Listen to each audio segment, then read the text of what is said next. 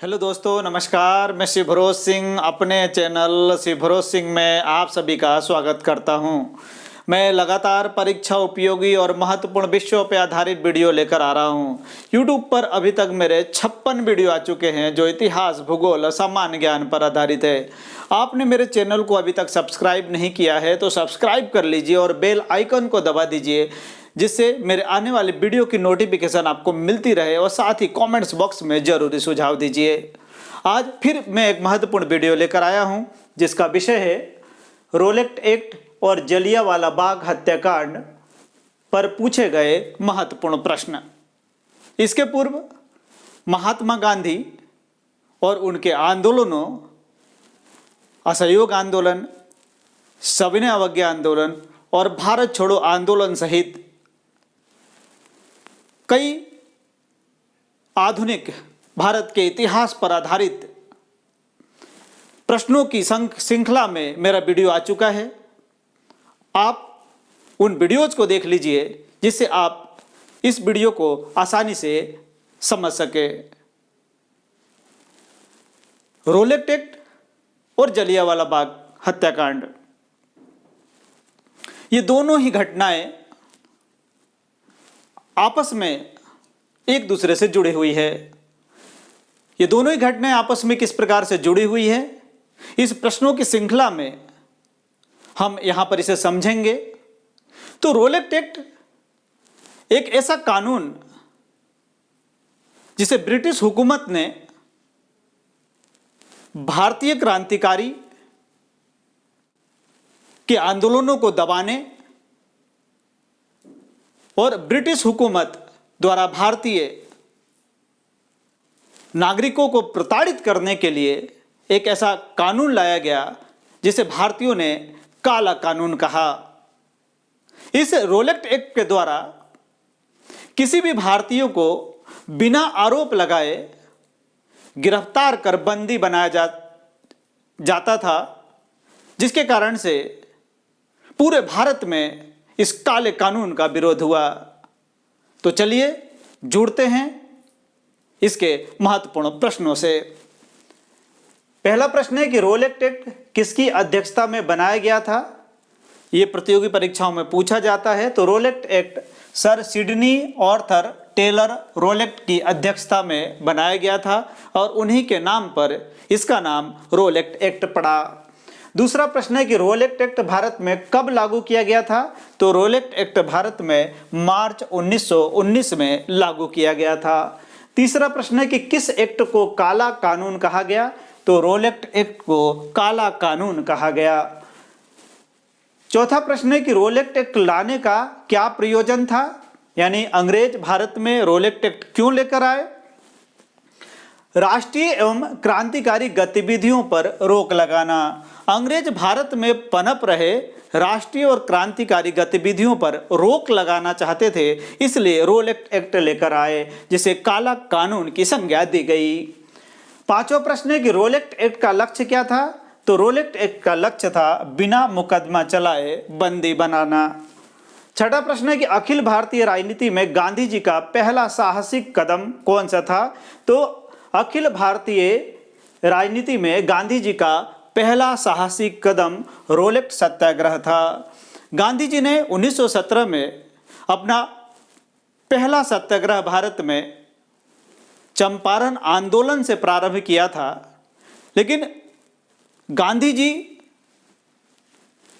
को राजनीति में किस प्रकार से उन्होंने एक साहसिक तरीके से ब्रिटिश हुकूमत का विरोध किया, जब भी इस प्रश्न को पूछा जाए तो वहां पर होगा रोलेट एक्ट का विरोध। यानी रोलेट एक्ट के विरुद्ध गांधी जी ने सत्याग्रह चलाकर भारतीय राजनीति में पहला साहसिक कदम उठाया। सातवां प्रश्न है कि किस कानून को बिना वकील, बिना अपील तथा बिना दलील का कानून कहा गया। तो रोलेट एक्ट को बिना वकील, बिना अपील और बिना दलील का कानून कहा गया। आठवां प्रश्न है कि रोलेट एक्ट के विरोध में किसने लगान न देने का आंदोलन चलाने का सुझाव दिया था? तो स्वामी श्रद्धानंद ने ये सुझाव दिया था। 9वां प्रश्न है कि जब रोलेट एक्ट पारित हुआ था उस समय भारत का वायसराय कौन था? ये बहुत ही महत्वपूर्ण प्रश्न है। तो जब रोलेट एक्ट पारित हुआ था उस समय भारत के वायसराय लॉर्ड चेम्सफोर्ड थे। 10वां प्रश्न है जलियांवाला बाग हत्याकांड कब हुआ? तो जलियांवाला बाग हत्याकांड 13 अप्रैल 1919 को हुआ। रोलेट एक्ट का विरोध जलियांवाला बाग में भी हो रहा था। इस प्रश्नों की श्रृंखला में हम आगे यहाँ पर देखेंगे, समझेंगे कि किस प्रकार से काला कानून रोलेट एक्ट का विरोध जलियांवाला बाग में किया गया, जहाँ शांतिपूर्ण चल रही सभा पर जनरल डायर ने गोलियां बरसाई। तो हम देखते हैं 11वें प्रश्न को कि जलियांवाला बाग का कत्लेआम किस शहर में हुआ? तो जलियांवाला बाग का कत्लेआम अमृतसर शहर में हुआ। 12वां प्रश्न है कि अमृतसर भारत के किस राज्य में है? तो अमृतसर भारत के पंजाब राज्य में है। 13वां प्रश्न है कि जलियांवाला बाग में 13 अप्रैल 1919 को शांतिपूर्ण जनसभा पर किसने गोली चलाई थी?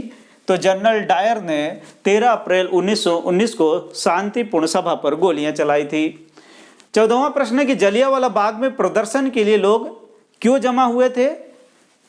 तो डॉक्टर सतपाल एन सैफुद्दीन किचलू की गिरफ्तारी और ब्रिटिश दमन का विरोध करने के लिए लोग जलियांवाला बाग में जमा हुए थे। डॉक्टर सतपाल और सैफुद्दीन किचलू दो बड़े नेता थे और ब्रिटिश हुकूमत ने इन दोनों ही नेताओं को गिरफ्तार कर लिया था। तो इसके विरोध में जलियांवाला बाग में लोग एकत्रित हुए थे। 15वां प्रश्न है कि रविन्द्रनाथ टैगोर ने अपने नाइटहुड की उपाधि किस कारण से त्याग दिया? तो जलियांवाला बाग हत्याकांड के कारण से रविन्द्रनाथ टैगोर ने नाइटहुड की उपाधि त्याग दी। नाइटहुड की उपाधि को सर की उपाधि भी कहा जाता है, जो जलियांवाला बाग हत्याकांड के कारण रविन्द्रनाथ टैगोर ने त्याग दिया। 16वां प्रश्न है कि 1919 में जघन्य जलियांवाला बाग हत्याकांड के समय भारत का वायसराय कौन था? तो उस समय भारत का वायसराय लॉर्ड चेम्सफोर्ड थे।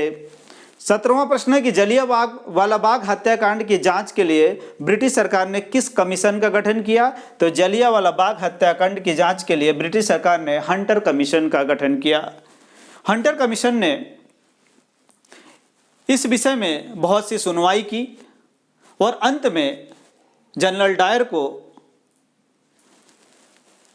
यह कहते हुए कि जनरल डायर द्वारा गोली चलाना एक भूल थी, जनरल डायर को सारे आरोपों से बरी कर दिया गया। 18वां प्रश्न है कि सरकारी आंकड़ों के अनुसार जलियांवाला बाग हत्याकांड में कितने लोग मारे गए थे? तो सरकारी आंकड़ों के अनुसार जलियांवाला बाग हत्याकांड में 379 लोग मारे गए थे। तो रोलेट एक्ट और जलियांवाला बाग हत्याकांड दोनों पर प्रतियोगी परीक्षाओं में निरंतर प्रश्न पूछे जाते हैं। मैं इसी तरह की उपयोगी वीडियो निरंतर लाता रहूँगा। आपको मेरा वीडियो पसंद आए तो इसे लाइक, शेयर और सब्सक्राइब जरूर करें।